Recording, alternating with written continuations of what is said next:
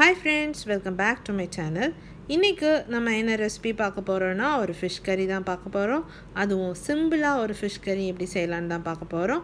இந்த ரெசிபி ரொம்ப டேஸ்டியா இருக்கும். கண்டிப்பா எல்லாரும் ட்ரை பண்ணி பாருங்க. அதுக்கு முன்னாடி என் சேனலை யாரும் சப்ஸ்கிரைப் பண்ணலனா kindly சப்ஸ்கிரைப் பண்ணிக்கோங்க. அப்படியே பக்கத்துல இருக்க பெல் ஐகானையும் டர்ன் ஆன் பண்ணிக்கோங்க. இப்போ வாங்க நம்ம மீன் கறி எப்படி செய்யலாம்னு பார்க்கலாம். அதுக்கு ஃபர்ஸ்ட் மீன் எடுத்துக்கோங்க. நான் இன்னைக்கு 1/2 கிலோ மாவால எடுத்துர்க்கேன். அதை உப்பும் மஞ்சளும் போட்டு நல்லா வாஷ் பண்ணி எடுத்துக்கோங்க. உங்களுக்கு என்ன மீன் வேணுமோ நீங்க அந்த மீன் எடுத்துக்கலாம். நான் இன்னைக்கு எடுத்துக்கிறது மாவால. நெக்ஸ்ட் ஒரு 5 காஞ்ச மிளகாய் எடுத்துக்கோங்க. அதை நல்லா சுடு தண்ணியில ஊற வச்சுக்கோங்க. ஒரு 10 நிமிஷம் ஊற வச்சுக்கோங்க. எதுக்குன்னா நம்ம மசாலா அரைக்கிற டைம் இத போடுற டைம் நல்லா ஃபைன் பேஸ்டா அரைஞ்சிரும். அதுக்காண்டி 10 நிமிஷம் ஊற வச்சு எடுத்துக்கோங்க. மிக்ஸில இப்போ நம்ம ஊற வச்ச காஞ்ச மிளகாயை சேர்த்துக்கலாம். கூடவே ஒரு 5 பல் பூண்டு சேர்த்துக்கோங்க.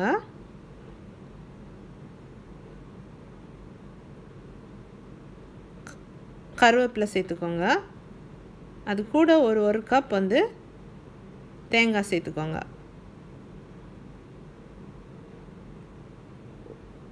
1 டீஸ்பூன் ஜீரகம் சேர்த்துக்கோங்க.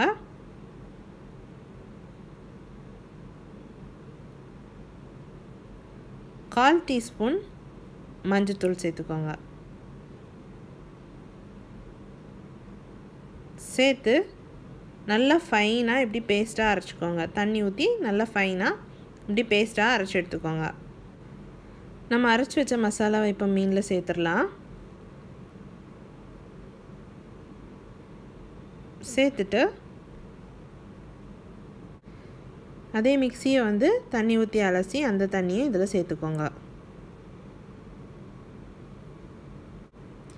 கூடவே தேவையான அளவு புளிக்கரைசல் சேர்த்துக்கோங்க. உங்களுக்கு புளிப்பு எவ்வளோ தேவைப்படுதோ அந்த அளவுக்கு புளிக்கரைசல் சேர்த்துக்கோங்க.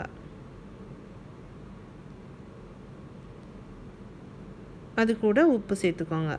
சேர்த்து எல்லாத்தையும் நல்லா கலந்து விட்டுருங்க.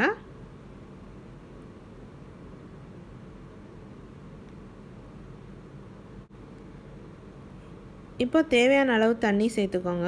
சேர்த்துட்டு மீடியம் ஃப்ளேமில் அந்த நம்ம சேர்த்த தண்ணி கொஞ்சம் வத்துறது அளவுக்கு நல்லா குக் பண்ணி எடுத்துக்கோங்க.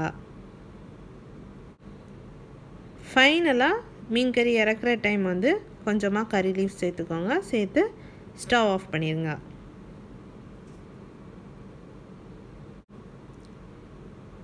நம்மளோட மீன் கறி இந்த அளவுக்கு நல்லா திக்காக இருக்கணும். பாருங்க, இப்போ ரொட்டேட் பண்ணி காமிக்கிற டைம்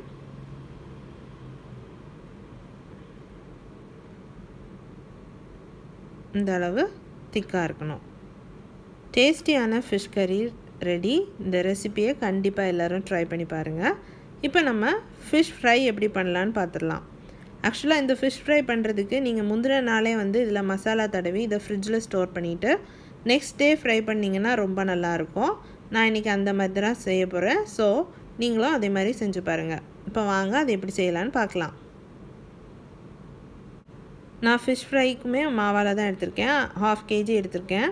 அதையும் நீங்கள் நல்லா மஞ்சளும் உப்பும் போட்டு நல்லா வாஷ் பண்ணி எடுத்து வச்சுக்கோங்க. மீனில் இடையில லைட்டாக கீறி விட்டுக்கோங்க. அப்போ மசாலா நல்லா பைண்ட் ஆயிரும். ஃபர்ஸ்ட் அது கூட ஒரு 1/2 டேபிள் ஸ்பூன் இஞ்சி பூண்டு விழுது சேர்த்துக்கோங்க.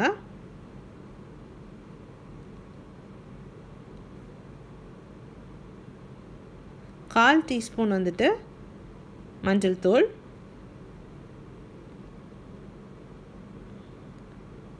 1 டீஸ்பூன் மிளகாத்தூள் சேர்த்துக்கோங்க. 1 டீஸ்பூன் மல்லித்தூள், 1/2 டீஸ்பூன் கரம் மசாலா தூள்,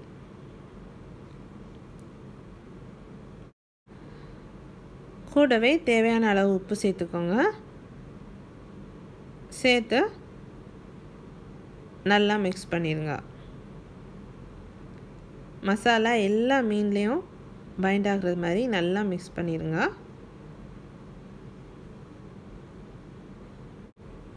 இப்படி நல்லா மிக்ஸ் பண்ணி வச்சுக்கோங்க. மசாலா எல்லா சைட் ஆஃப் த ஃபிஷ்லேயும் பைண்ட் ஆகுறது மாதிரி நல்லா தடவி வச்சுக்கோங்க. ஃபைனலாக வந்து அது மேலே வந்து கொஞ்சமாக கோகனட் ஆயில் ஆட் பண்ணிக்கோங்க. கோகனட் ஆயில் ஏன் ஆட் பண்ணுறோன்னா, நம்ம ஃப்ரீசரில் வச்சுட்டு அடுத்த நாள் எடுக்கிற டைம் வந்து ஃபிஷ் எல்லாம் ஒன்றோட ஒன்றா ஒட்டிக்கும். ஆயில் சேர்த்து வச்சிங்கன்னா அது ஈஸியாக வந்து தனியாக எடுத்துடலாம். இப்படி மேலே நல்லா போட்டு ஒரு பாக்ஸில் போட்டு ஃப்ரீசரில் ஸ்டோர் பண்ணிடுங்க. நெக்ஸ்ட் டே அந்த மீனை எடுத்துருங்க. வெளியே எடுத்துகிட்டு நம்ம ஃப்ரை பண்ணுறதுக்கு முன்னாடி ஒரு 1 hour முன்னாடி எடுத்து வெளியே வச்சுக்கோங்க. அப்போ தான் அது டீஃப்ராஸ்ட் ஆகும். அதுக்கப்புறமா நம்ம அதை ஃப்ரை பண்ணிக்கலாம். இப்போ ஒரு தவாவை ஹீட் பண்ணிக்கோங்க. அதில் நமக்கு ஃப்ரை பண்ணுறதுக்கு தேவையான அளவு எண்ணெய் சேர்த்துக்கோங்க.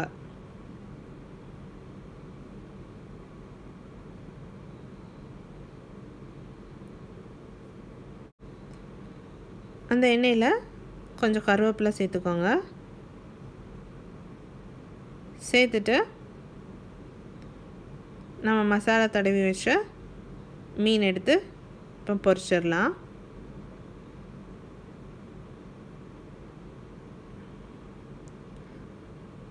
ரொம்ப எண்ணெயை வந்து சூடாக வைக்காதீங்க. ஓரளவுக்கு ஃப்ளேம் வச்சுக்கோங்க, இல்லைன்னா மீன் கரிஞ்சிடும். ஸோ இப்போ எல்லாத்தையும் அரேஞ்ச் பண்ணி பொரிச்சிடலாம்.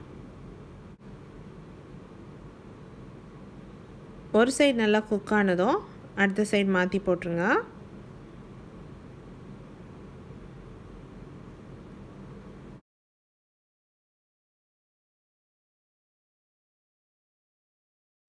நம்மளோட மீன் நல்லா பொரிஞ்சிடுச்சு. இப்போ நம்ம தவாலேருந்து எடுத்துடலாம். டேஸ்டியான ஃபிஷ் ஃப்ரை ரெடி ஆயிடுச்சு. கண்டிப்பாக எல்லோரும் ட்ரை பண்ணி பாருங்கள். என் ரெசிபீஸ் பிடிச்சிருந்துச்சுன்னா என் சேனலை சப்ஸ்கிரைப் பண்ணுங்கள், லைக் பண்ணுங்கள், ஷேர் பண்ணுங்கள். தேங்க்யூ.